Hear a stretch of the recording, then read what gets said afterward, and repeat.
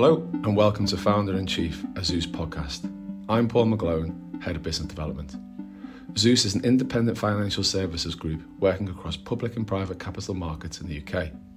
We work alongside many of the most exciting businesses in the UK and we are passionate about supporting our clients.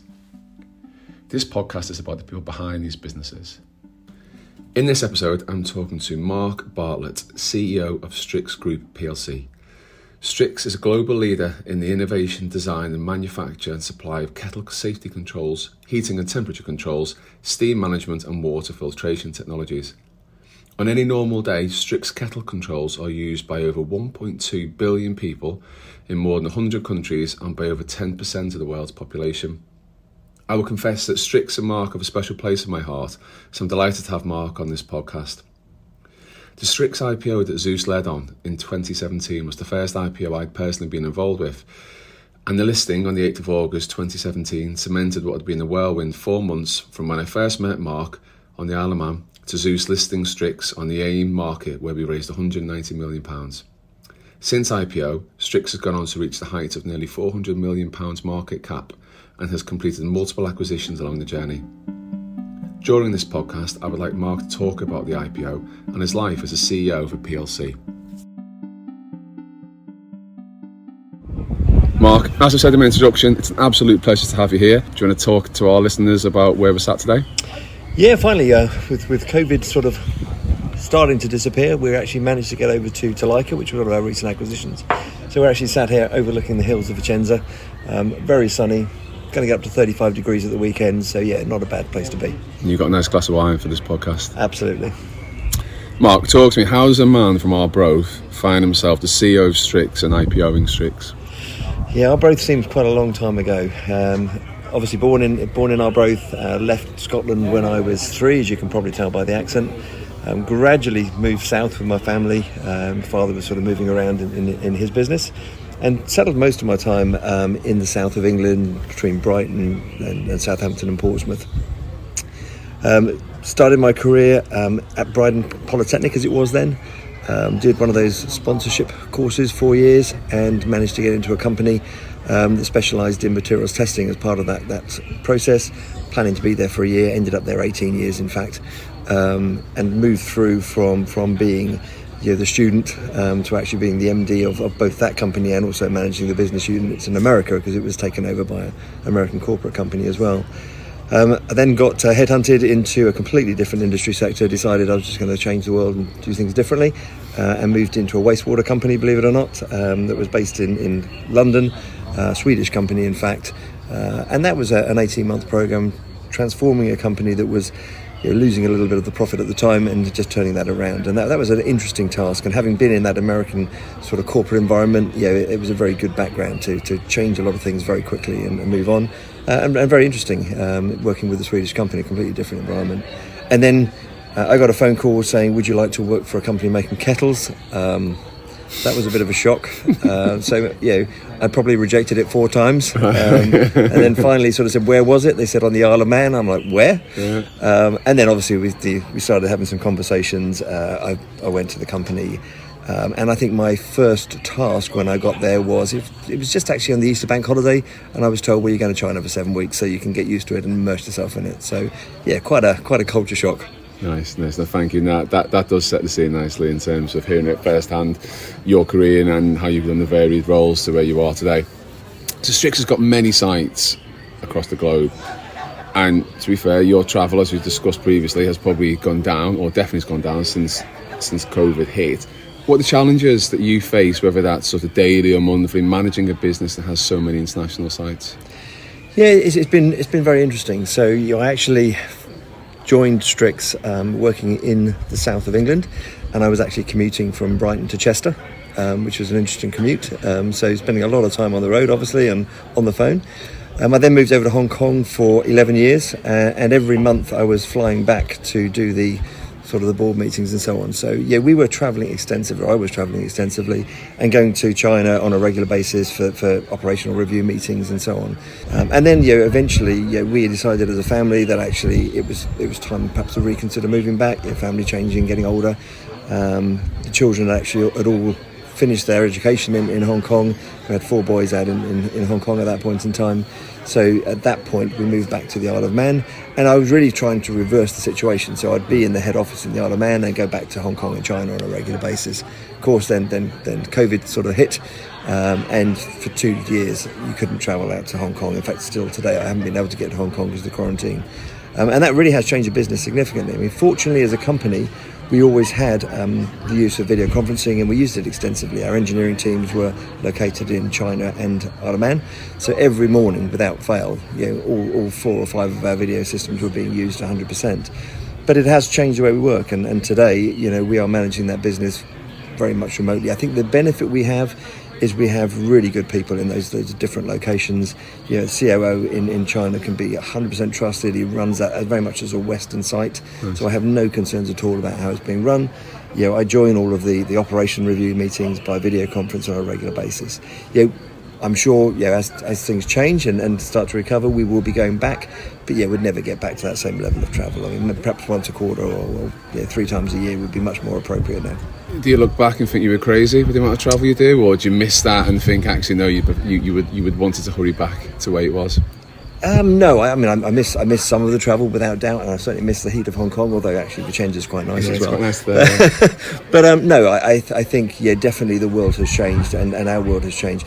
I don't regret the way it was being done then. I mean, we had to build up that trust, and we had to build the right teams in places like Hong Kong and China. And at the time I joined the company, they didn't exist, so we brought a lot of people in. So that was almost necessary to sort of build that team and build the engagement between us, and just the rapport, to get to know people and know how they work. But today I think it's a very different business to what it was 11, 12 years ago. It's faster, more dynamic. Yeah. You're a leader in many of the markets that you operate in. How does Strix go around maintaining that market position, and how do you manage to keep such a high performing team? I mean, they're two very different questions. I mean, I think as a business we are very, very unique. We obviously sell components, but actually we do so much more than selling components. We design kettles, we design heating elements.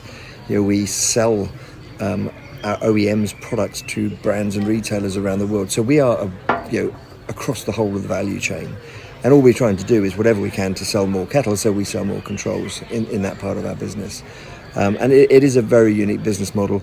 We also really sort of took kettles over to China in the early stages. When you go back sort of 18, 20 years ago, you're working with the OEMs to really educate them in terms of Western quality standards and so on. So we have some fantastic relationships. We can literally walk into pretty much, outside of COVID times anyway, you can walk into pretty much any of the OEMs factories without being announced, and walk around and work with any of those people.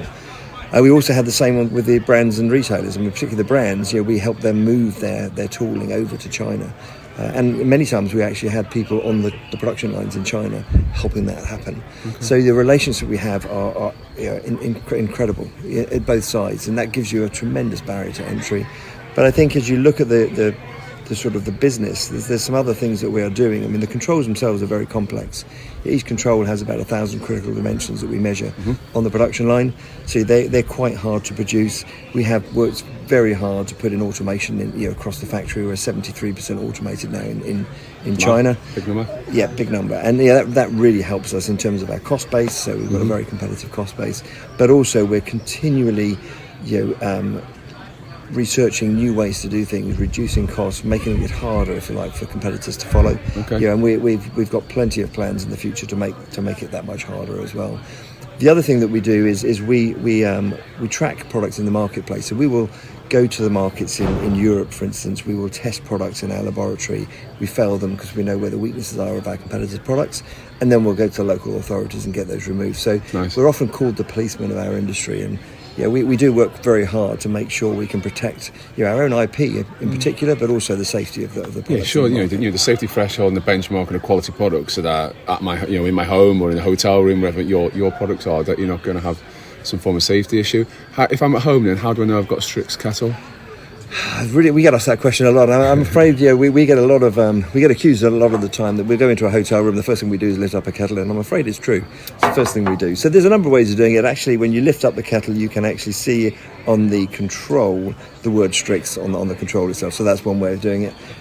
Most of the competitors, when you lift the kettle off, it should automatically switch off if it's a Strix control. Many of the competitors don't, so if you put it back on the control, it will continue to boil. Okay. So there are some unique characteristics, but yeah, it's you can physically see the Strix symbol on the control. Okay, thank you, Mark. Many of the businesses and individuals that we've spoken to so far in this series have been private companies. Evidently, you're very different, being a PLC. One of the many reasons why I thought it would be really helpful to get you on this particular podcast was to educate our listeners with your experiences. So when you were the CEO of Strix and you completed the IPO in August 2017, take us back to 2017 and maybe before we met for the first time on that meeting on the Isle of Man, which we often chuckle around because there was a few issues that will remain private and confidential, but made it a very enjoyable meeting. What was your view around an IPO? Did you think it was possible to IPO Strix at that moment? And did you think it was a realistic exit point at some stage of the journey? Or was it the meetings that you and I had where you thought that an IPO would become a reality? Just talking about before the IPO, what was your vision on that? I think I took over as CEO in 2015, and my remit was to exit the business.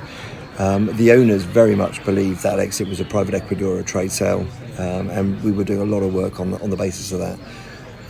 The view of the owners at that point was very much that it was not the right business for an IPO, no question about that.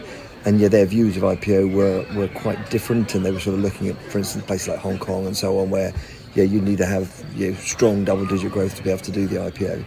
I think from our own management team, myself and the CFO Rodriguez, we had a different view. We would have preferred the IPO, but I guess we had been sort of educated to a degree that it wasn't possible. And not only because of the type of business we had, but also because we had to convince the owners to be able to do that as well. Okay. So I think there was always a view from our perspective that it was probably the best for the company and for the management team, but there was doubts as to whether we could ever make it happen. Okay. How did an IPO then become a reality for Strix? Sounds like maybe there was persuasion or education from the owners to be able to say that this could be a reality. You're looking for credit here, aren't you? To be honest, there's a number of things that took place. I mean, first of all, you as a company came to us or came to our owners and suggested it, and you managed somehow to get that meeting with us. At that time, we were already in discussions with trade and with private equity, so that wasn't an easy task in itself, to be honest. In the end, we persuaded, along with yourselves, in truth, we persuaded the owners to give us a chance, and that was a very, very difficult discussion to have, because they didn't actually believe it would happen. Had they done an IPO before? No, not for a very long time anyway, and not with our type of business. So I think that was one of the issues. They were sort of a little bit out of touch with that. But I think the owner in the end, to be fair, was happy for us to give it a go, but with some very, very tight constraints. So we were basically told that we would need to get confidence from a number of investors. So from some test marketing, that we could get to a 60-70% funding of that, and then they would consider it. In the meantime, we were still doing the trade and the private equity deal. So for us, it was a very, very tense time. I'm pleased to say, we put a lot of effort in, and particularly with yourselves. We did those 21 meetings, I think it was initially, got way over the 60%, and at that point they said, you know what, we'll run. We feel confident. Yeah, they didn't ever say we'll feel confident, and actually I don't think they were confident. Okay. But they were prepared, because of the short time frame, to let us give it a go. Okay. Keen to focus on you as an individual, as a CEO. Did you have any preconceptions, potentially even reservations, about becoming a CEO of a PLC? And have your experiences on the market changed what you were in 2017? It's an interesting question, because I think people around me, some of the previous management team of the company that I'd taken over from, and even probably the owners of the company at the time, didn't think I was the right profile to be a CEO of a PLC company. They saw me. I mean, my background was engineering, and although I spent most of my time actually in marketing and sales after being that engineer, so they saw me as a bit of an introvert, and therefore not the right person to do that. for me, it was just a great challenge. For me, you're selling the company. You're selling every day. You're talking to an investor. You're selling the strengths and the benefits of that company. So I actually was really quite excited about the whole thing. And I think the whole IPO process for both myself and Rogers, our CFO, was a really great experience. Really tough. I mean, we did the whole process in 12 weeks with yourselves. I mean, that's got to be quite close to a record, I would think. But it was very, very intense, but really satisfying to go through that process. To those who are listening into the podcast, what are your commitments to the city? And is it shirt and tie, suit, and you're having to report to the city every single month, or is it not that at all? Educate us. Yeah, not that at all. And I private equity for me was quite intense, but it was also quite short-sighted. And the company we had, they invested in the company, so that was all good. But it was all about, have you hit the numbers this month? Can you get the cash back? Can you pay down the debt? And there was significant debt when I took over the business, and we were a very cash-generative business, so that was the focus. Being a listed company, your reporting cycle is very different. We're on AIM, obviously, so it's twice a year. You need to go out to the investors and do your roadshows and so on. And frankly, that's actually, I find, very, very positive. I mean, it makes you think about the business. Yep. You get a lot of feedback from a whole number of investors rather than just the 3 people that come to your monthly meeting. So for me, actually, it gives you a lot more value. But I think for us, it also gave us a lot more flexibility. I was always frustrated that the business had some great potential that was never realised. Today, I believe that if we don't realise that potential, it's down to me and the management team. So it's in our control today. And the investors, they're great. They really support us. We're not being told or given direction every day or every month or every week is what we need to do. And we just go out and report and saying what we're doing, and we get really, really strong support from our investors. Fantastic. You've mentioned management team and you've referenced Rodrez on a number of occasions now, and obviously Rodrez is the CFO of Strix. How do you divide responsibilities then in terms of from a public market and the investors that you've got? Do you handle a certain number and then Rodrez handles a certain number? How do you do it between you? No, I think Rodgers is great support, and she knows the numbers back to front and gives me tremendous support in those sort of areas. I mean, I certainly am the front man in terms of talking to the investors, whether that be retail or sort of the key investors we've got in the business. And I do a lot of work in also with our brokers, obviously, to try and find new investors. But Rodgers is always there supporting. Absolutely, she's got tremendous credibility with the market, and I think from the IPO onwards, everybody respects her. So she's a really key part of that sort of front face to the marketplace. But between the two of us, she I think often is seen as that quiet person in the background. They obviously don't know Rodgers very well, but actually she's a tremendous support and is always looking at ways to improve the business, to push me harder, in fact. So she does give me a tremendous amount of support to drive harder. I'd like to touch on the board, because obviously, again, you're a PLC. A board is very different to how a private company would look to construct a board. How did you go about constructing your board? Did it change from private equity ownership to when you then became a PLC? And what was important to you when you were selecting those individuals?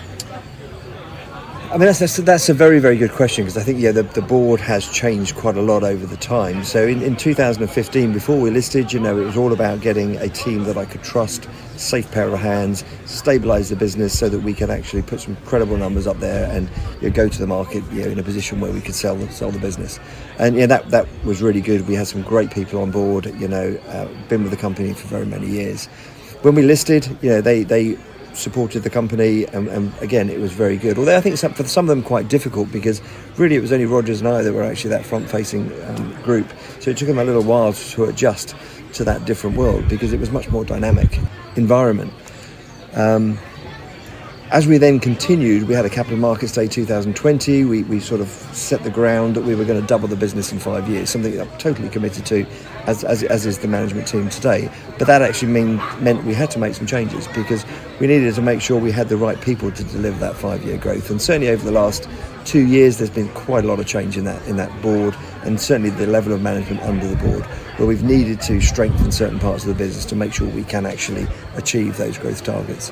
During your time as a PLC, you've experienced what I would describe as mildly challenging macro situations, be they multiple elections, Brexit, COVID, and now obviously we are experiencing difficulties with Russia and the Ukraine. How has the market treated you during those crises? That's a really challenging question. I think the market itself has treated us fairly well, to be honest. Although I think it does depend on the types of investors. So our core investors have been really supportive. They're there for the long term. Those meetings are always extremely positive and constructive. I think we had a period of very strong growth. You probably actually exceeded the expectations at the time, and then the market today has been a little bit more challenging, and correct. So that has changed. Today, our core investors are still very, very strong. I think the retail segment is quite hard to manage. That's an area where if you get a bit of bad news in China, or you get an election or something else, they can jump to conclusions and change things very quickly. With very more volatile? Yeah, they're much more volatile. So one of the challenges I've found is trying to manage or to educate those retailers is quite difficult to get enough information out in the marketplace. It's something that we certainly work with. How do you access that retail investor base then? We have a company that goes out to do that. I mean, I have attended quite a number of sort of seminars with certainly the high net worth individuals in that segment. But even then, I still think it's very hard to just get enough time with all the other things that you're trying to do. So that's definitely an area of focus we have today.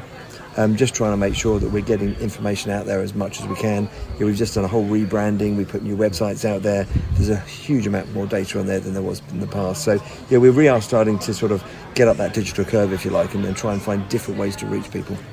Okay. Final question, Mark. So I ask every guest who joins us, you have your final dinner, and I often say the same line. It could be death row, it could be you're never going to have another day on planet Earth. You get to choose 3 guests to join you around the table.